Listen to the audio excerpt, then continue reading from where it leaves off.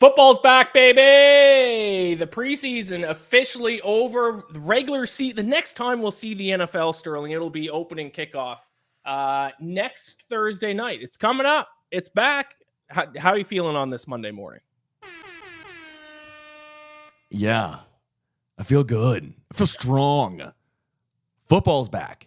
College football, Florida State losing, but if only they would have had their starters, that'd have been great. Sorry, that was a shot at Florida State. Didn't mean to take that, but come on, kind of deserved it. No, I'm excited.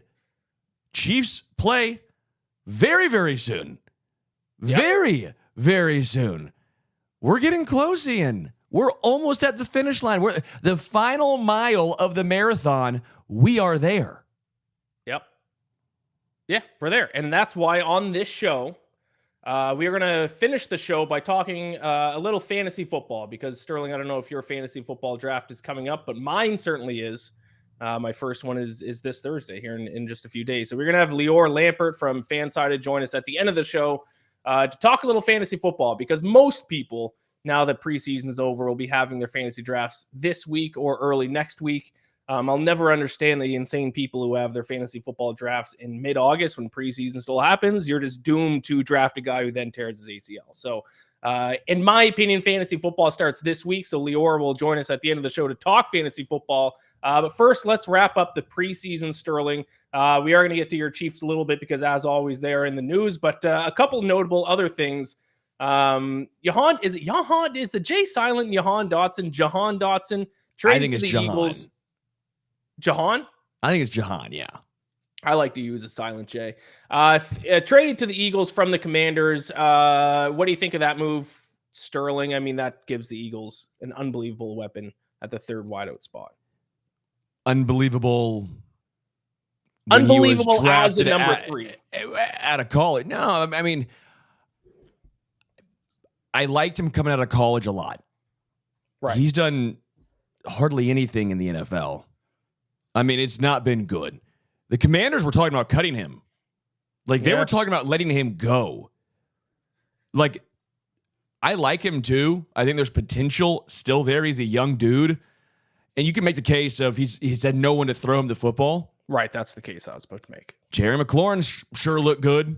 Like, if you're elite, you look good no matter who's throwing you the football. Like, when Kirk Cousins went down, Justin Jefferson still looked pretty damn good when whoever was throwing him the football. Yeah.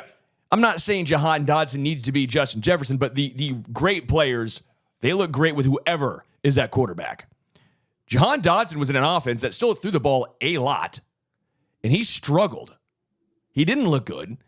His yards after catch are abysmal.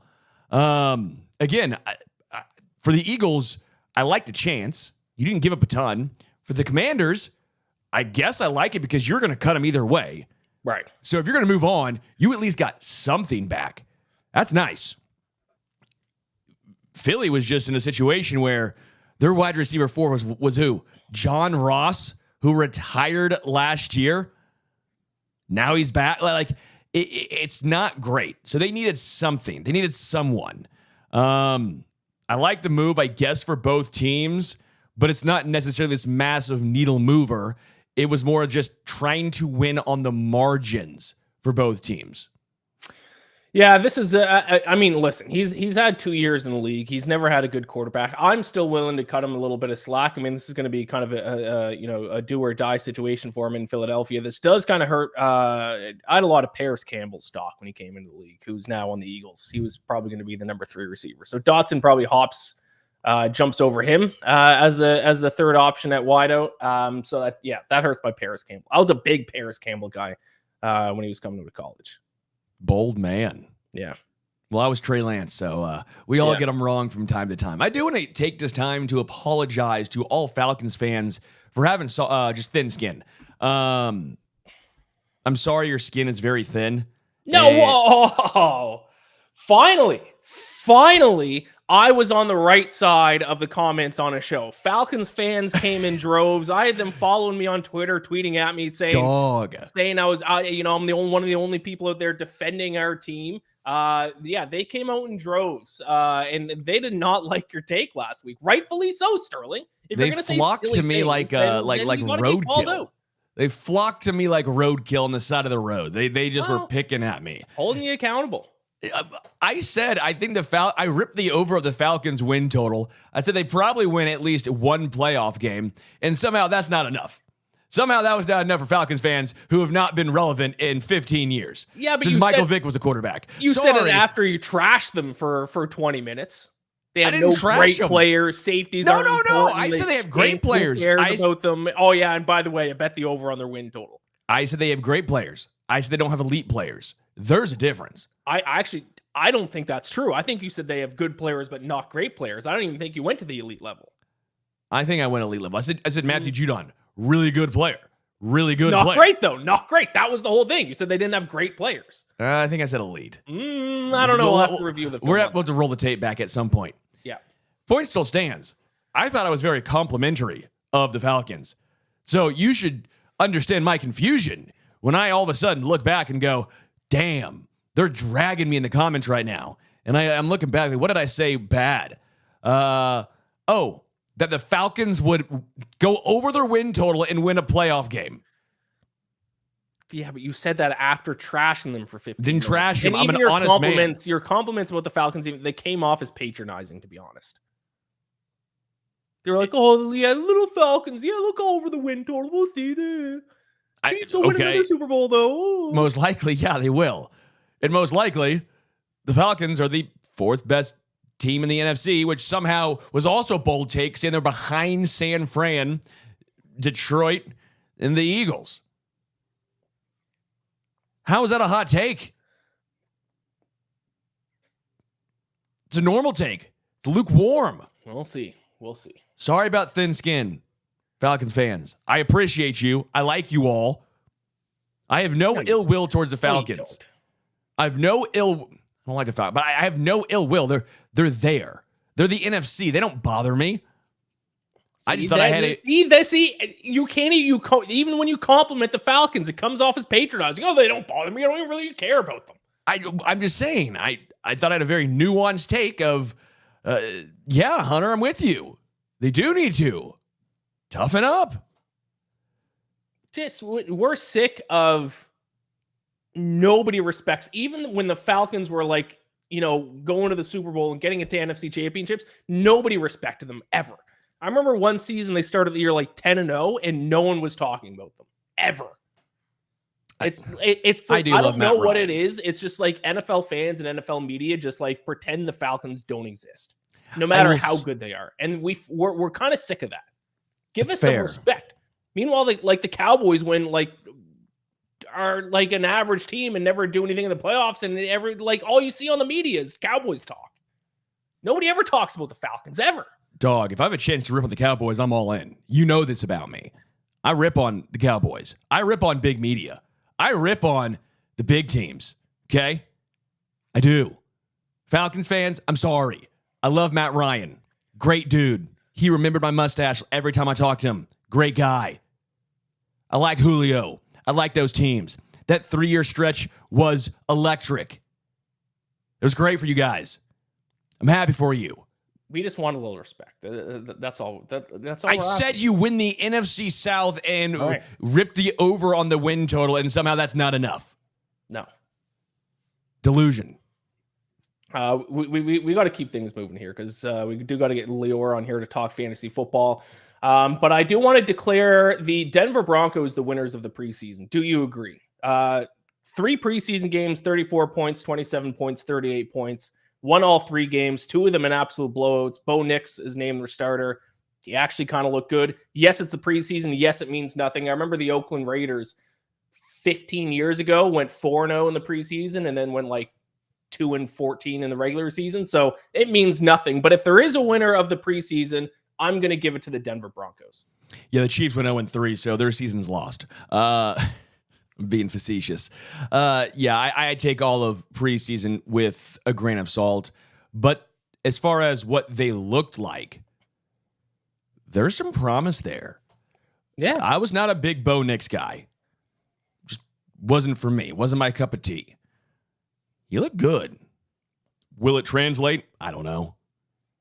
When he's going up against defensive starters the entire game, will it continue? We'll see. But if you're a Broncos fan, I can at least understand you getting excited. Maybe not for this year, but thinking, okay, maybe we at least have some building blocks here. Maybe there's at least something here. Yeah, I like that. It's a good call, Ian. Yeah, it means nothing, obviously, but at the end of the day, I think as a Broncos fan, you'd rather see that from your team in the preseason than the opposite. At least, yeah. Even though in the long run it means nothing, it gives you some hope. When the Chiefs were winning 2 games a season, that's what we had. Right. Oh, the preseason, look, we have hope. Right. It doesn't always translate, but at least for 3 or 4 weeks, you have hope. You have hope, and that's what the NFL, that's what being a fan of a bad team is all about. If you can just get some hope for a few weeks, that's all you can ask for. Wrap up your Chiefs preseason thoughts. The 2 biggest stories, I think, over the last week. Creed Humphrey signed an extension. He's now the highest paid center in the NFL. And then breaking this morning, they're bringing back Juju Smith-Schuster, who what a fall from grace he has had. Now he's going back to Kansas City. Just give me your final preseason thoughts for the Chiefs. Yeah, preseason was actually mostly brutal for Kansas City. No one's taken over that CB2 role. It's been a little bit of a struggle at times for them. The ones have looked fine, so I'm not worried necessarily once the season starts. But some of the depth pieces that we were excited about have not looked the same. Now, obviously, I always want to point out when you're seeing, for example, no one's probably going to know this name, a Cam Jones. Well, when he's now the leader on this second and third unit, those other guys might not know exactly where to be. But if you inserted Cam Jones with Nick Bolton and Drew Tranquill, well, all of a sudden he looks fine and he's a fine piece now. So whenever you see these debacles and breakdowns, when you're looking at the second and third and even fourth units just around the preseason for whatever team you root for, think of the individual player and what they would look like if they're playing now with the other starters and not just with all backups. Because I do think there is a distinction to be made there. Juju Smith-Schuster, very quickly, he looks like his signing this morning with Kansas City as of a report from Jordan Schultz. I don't understand this. I really don't. Unless there's a suspension on the way from Rashee Rice, which we've heard nothing about. I don't see where he fits. I don't get what Juju Smith-Schuster brings at this point for Kansas City. Maybe I'm wrong, but he ain't playing special teams. And when I'm talking about wide receiver 5 and 6, and even 7 to an extent, that's pretty much all you do. Last year, their wide receiver 6 in 10 games had 11 targets. What's more valuable, the 11 targets over 10 games or special teams? It's special teams. I don't understand it. I'll get more clarification later on today as more information comes available to us. But as of now, I'm perplexed by this. Creed Humphrey, he wanted guard money. He got guard money. He got $18 million per year. This was a great move for all centers in football. I like it for Kansas City as a team who's traditionally not paid their center, from Mitch Morse to Rodney Hudson. They've had good centers. They've let them all walk. Well, now they have an elite center. They paid him. They have a lot of offensive line up for contracts the next year or even 2. They paid the anchor. They pay the center.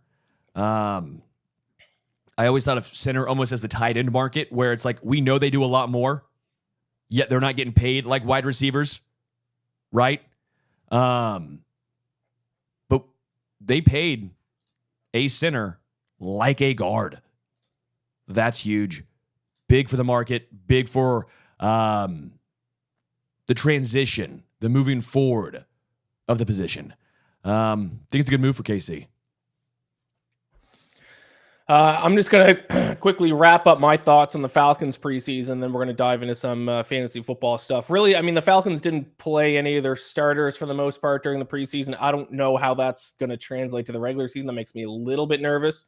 Raheem Moore said that he liked the the team scrimmages a lot more in terms of getting the starters in there. But that does make me a little nervous for week 1. 3-point favorites to the Steelers at home in week 1. I think Falcons seem like the obvious bet there, but then a little bit of rust with their starters. Kirk Cousins, no preseason action, especially basically all their starters on offense, no preseason action. We've seen that hurt teams in the first couple of weeks of the regular season in the past. Wouldn't be surprised if it hurts them this year. But the big news for the Falcons is this past week. Obviously, we talked about the signing and the trades last week, but since then, signed AJ Terrell, my guy AJ Terrell, to a 4-year extension. I'm on record as an AJ Terrell guy. I have 2 jerseys. One of the jerseys I have is an AJ Terrell jersey. If I'm being completely honest about AJ Terrell, though, high ceiling guy. When he's at his best, he's truly one of the elite corners in the NFL, but we just don't see his elite form as often as we would want. He's kind of like Sterling, how we've talked about Trevor Lawrence in the past, how we've seen the ceiling of Trevor Lawrence and how good he can be, but he only brings that level of play 3 games a year. And that is kind of what AJ Terrell is. We've seen it at times, but for the majority of games, and still, it's not like his floor is low. I mean, his worst is still, a very good corner. But now that we have signed him to a pretty significant contract here, 4-year, $81 million deal, we need the elite version of AJ Terrell to show up more often than we've seen the past 2 years. His rookie season was fantastic. The past couple of 2 years were inconsistent, but I like AJ Terrell. He's very talented. And there's, I still think there's a strong possibility that this contract's going to look good, in the next couple of years. But like I said, we just need that high-end AJ Terrell version of himself to show up more often than not. I like the signing, or I loved it when I first saw the notification. AJ Terrell, 4-year extension for the Falcons. I like AJ Terrell. And then I saw the money, and I had a little bit of a gasp. That's a lot of money, man. Yeah. For a cornerback, that's a lot of money. That's elite cornerback money. Now we'll see where the market goes, right? I mean, we'll see. When guards and centers are getting paid $18+ million a year, well, that just also means the salary cap is rising. So we got to get used to these larger numbers. You're right. Maybe in 2 years down the road, when he enters his 3rd year in the contract looks normal, right? Could be. Either way, I like the move for the Falcons because he is a really good corner. You've talked about it multiple times. The secondary, before they brought in a couple of nice safety pieces, cornerback was a little bit of a weakness. They were looking for CB2. They were looking for CB3. They made sure they got their CB1, though, taken care of. Smart move. Yeah, and there are a lot of elite corners who will be signing new contracts within the next offseason. So I think now was a good time in terms of that to kind of lock AJ Terrell in for a 4-year deal. Because, there's some big names at the position that are going to reset the market quickly. So even though it looks like a lot of money right now, I think it'll look better kind of as time goes on. All right, so there you go. That's our preseason recap. We will be back Wednesday to give our season preview. But still, we got more to get to on this show today because we are going to talk fantasy football. Like I said, preseason wrapped up. It's time to get your fantasy football drafts going. My first one is this Thursday. I have another one Saturday night and another one this weekend. I'm in too many leagues. I'm in 4 leagues. But because I'm in so many leagues and because they start this week, I need to bring in an expert to talk fantasy football, and that is why we were bringing on Lior Lampert, staff writer with Fansided. He's going to go through and give us his thoughts on some fantasy football players. Lior, how are you doing? I'm doing well. Thanks for having me, guys. I appreciate it. Yeah, of course. Sterling, do you have fantasy football drafts coming up? I do. I looked it up right now. It's on the 2nd. It's on September 2nd, so 7 days away is what it looks like. Rule number 8 1. days. Now, rule number 1 for your fantasy: always make sure to check the date and time, and also read your league settings. Know the format you're playing in. So draft accordingly. I'm trying to figure out where I'm at in the draft. Okay, I don't know if that's been set yet, but I'm getting very, very nervous that I'm going to be 9 or 10. Lior, let's start off by talking about the quarterback position. Obviously, an important position, one that has increased importance over the past number of years. What do you look at the impact of the quarterback position and the battles that we've seen so far this preseason? I mean, we already saw And we mentioned earlier on the show, Bo Nix has won the starting gig for the Broncos. And I mean, this is another reason why I think people who do their fantasy football drafts in mid-August are insane. You don't even know what quarterbacks are starting for all teams. What are your thoughts on how we look at the quarterback market heading into this week? Now that for the most part, I know there's a couple teams that still have to kind of announce their starters. Steelers, but it's probably going to be Russell Wilson. Patriots, we don't really know with May and Brissett. But yeah, what are your thoughts on the quarterback market heading in this week? Yeah, I mean, regarding the two that we do know that the jobs have been settled, the Raiders and the Broncos, I think Minshew starting over O'Connell, I think that's the best case scenario for all parties involved. Mm-hmm. Gardner, he's a known commodity. Obviously, the unproven upside of O'Connell is tempting, but I think Minshew's proven that he can support fantasy relevant receivers. Just look at Michael Pittman Jr. last year. Yep. He was more than relevant, especially in PPR leagues. Same with Josh Downs as a rookie before he got hurt. He was putting up solid wide receiver 3 flex value as well. So, I mean, just supporting multiple pass catchers is impressive. And also, I think having a veteran who the brain trust of Antonio Pierce, Getsy, Tom Telesco, they all reportedly feel he's a better fit for the offense right now. So, I mean, I just think everyone involved benefits, and it's just something that they're all going to continue to work on. And, I mean, even if he doesn't work out, Aiden O'Connell's a good safety valve to have, in my opinion. And then regarding Bo Nix, I mean, I think he's the ideal outcome. We know what Zach Wilson and Jarrett Stidham aren't. They're not very good. We don't know what Bo Nix is, but he looks comfortable running Sean Payton's offense, albeit in limited exhibition reps. So I definitely think there's some untapped potential there, and I think that that's also the best case scenario of the outcomes. Yeah, I know we talked Gardner Minshew before on the show, Sterling. Definition of an average quarterback, but still high upside. I mean, people still forget that the Colts were a drop pass on 4th down away from winning the AFC South last year. So, yeah, Gardner Minshew being named starter certainly doesn't scare me away from drafting Raiders players. Sterling, no. Oh, dude, I'm with you. I've been a huge Gardner supporter for a while now. He's the definition of average, but also has such a wild array of outcomes. But he always average. It's a fun average. It's a very fun average. Speaking of average, talk about ADP, average draft pick position, whatever you want to call the P. Yeah. We're gonna push some P on this show. Who are you avoiding at certain ADPs right now? Who I'm avoiding? Okay, so I mean, I got a few in mind, but at the top of the draft board, and this one might be a little bold, I'm avoiding CeeDee Lamb. Just until we get some clarity on the contractual situation. I mean, originally I had Jamar Chase here for the same reason, but he reported to practice yesterday. That was some huge news. So it's really just the risk reward here. You can't win your draft in the first round, but you can lose it. And I think that there's a lot of people who have similar stability / upside that Lamb offers going after him.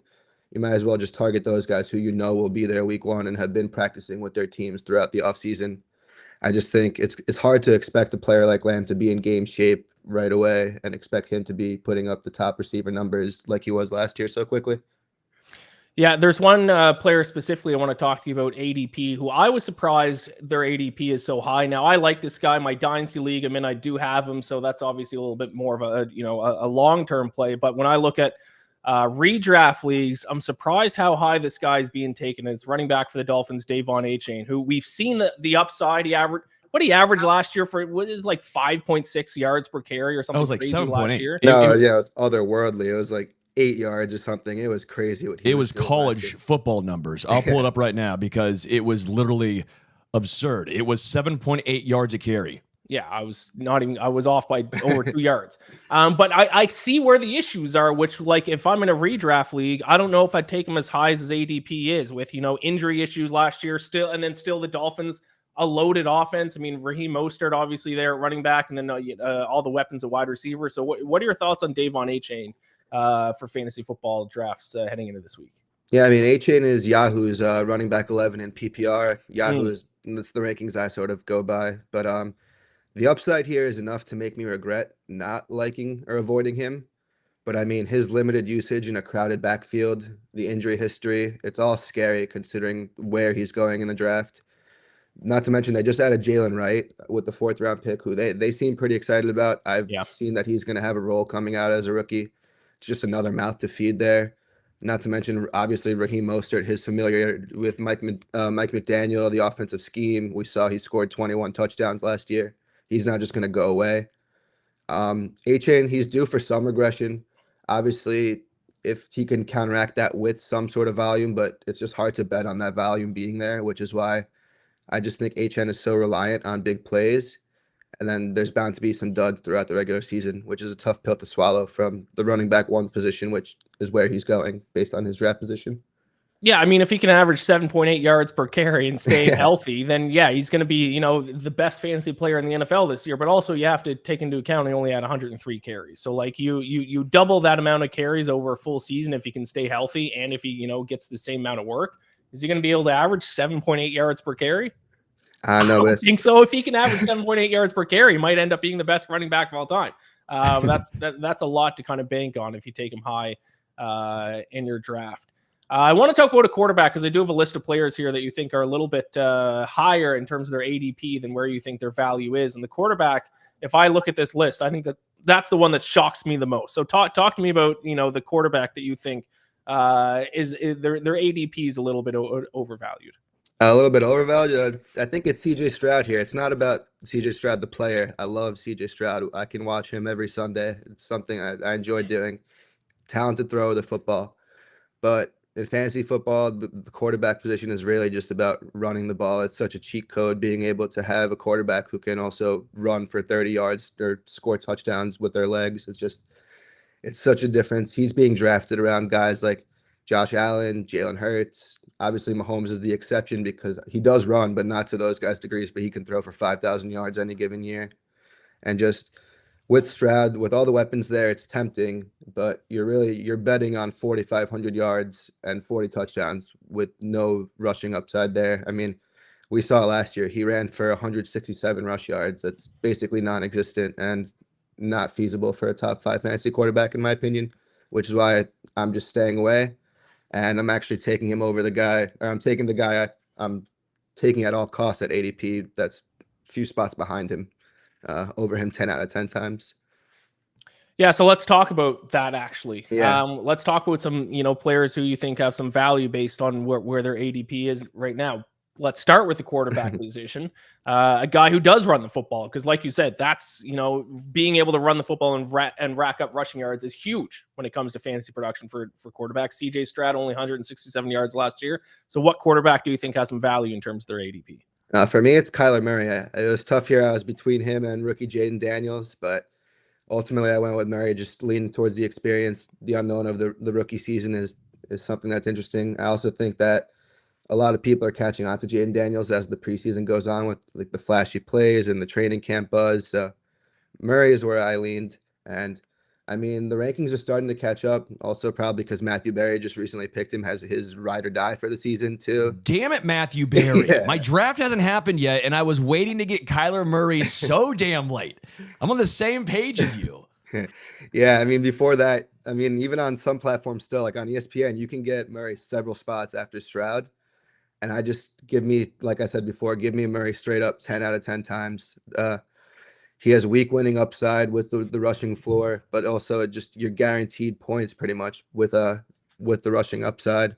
And I just think the Cardinals are going to be an underratedly fun team to watch. They might not win a lot of games, but the defense isn't very good. The offense has a lot of exciting playmakers.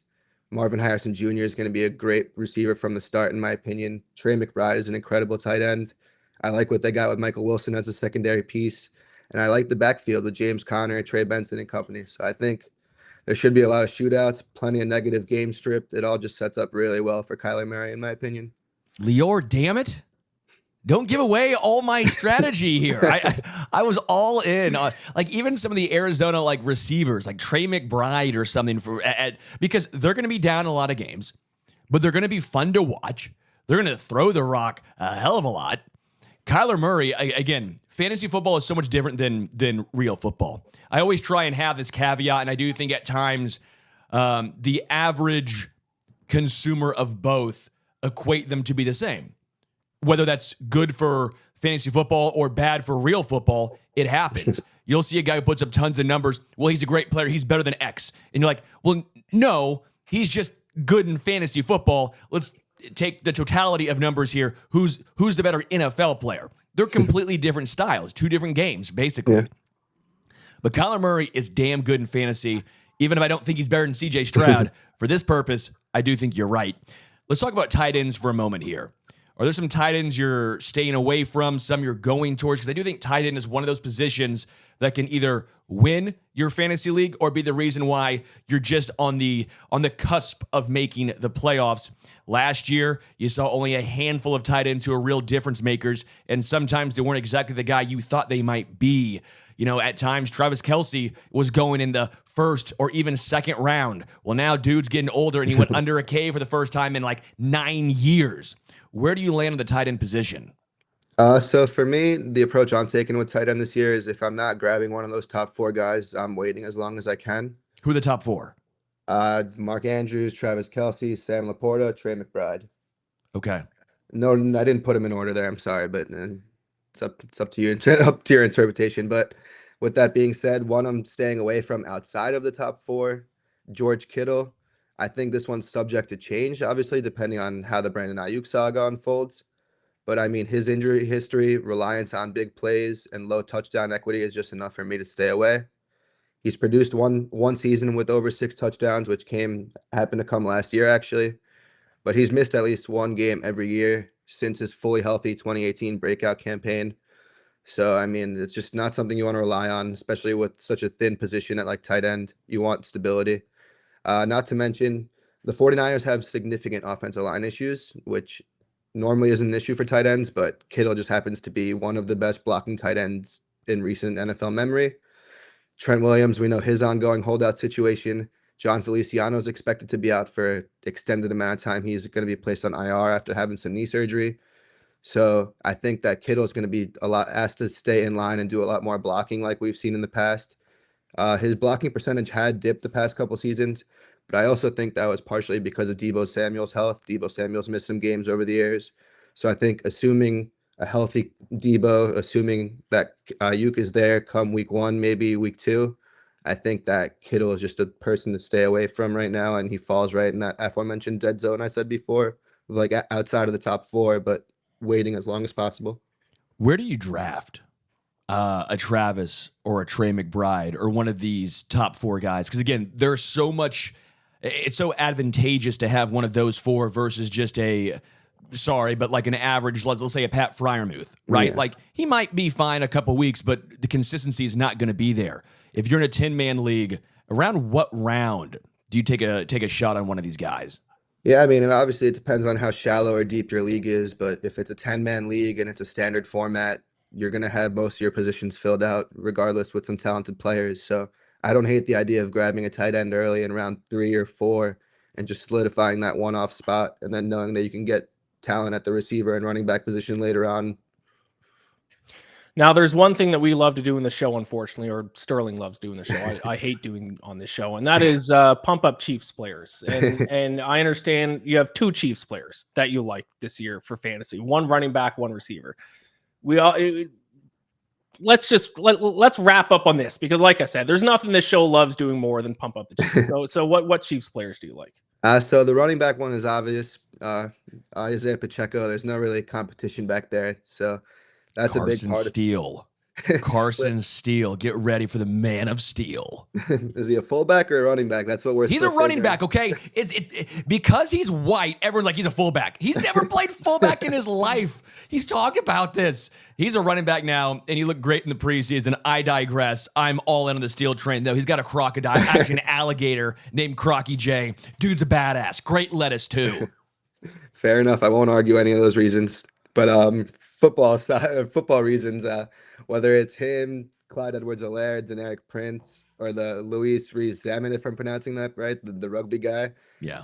None of them are going to get in Pacheco's way of massive volume, which is why I think, and obviously arguably the best offense in the NFL, led by the best quarterback in football.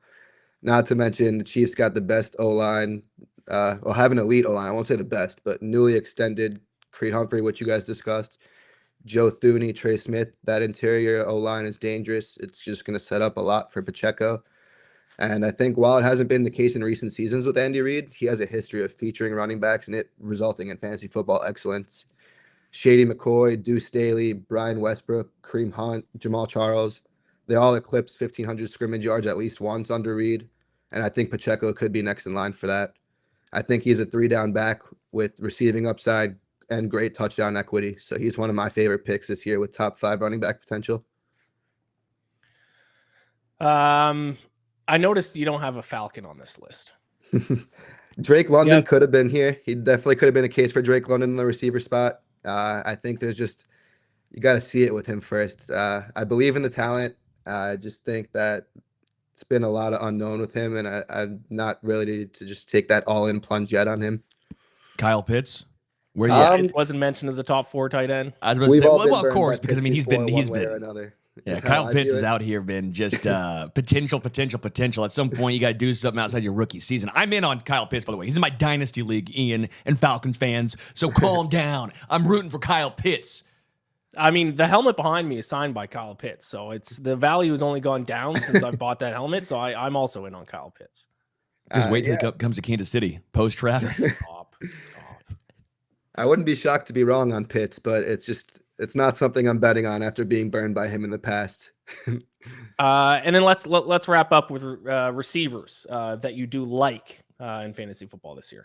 Okay, yeah. So I know you mentioned I had another Chief receiver. It was Rashee Rice, who I was leaning more towards, but I feel like he's been rising up the ranks lately as people are kind of seeing that he's not really going to get suspended anytime soon.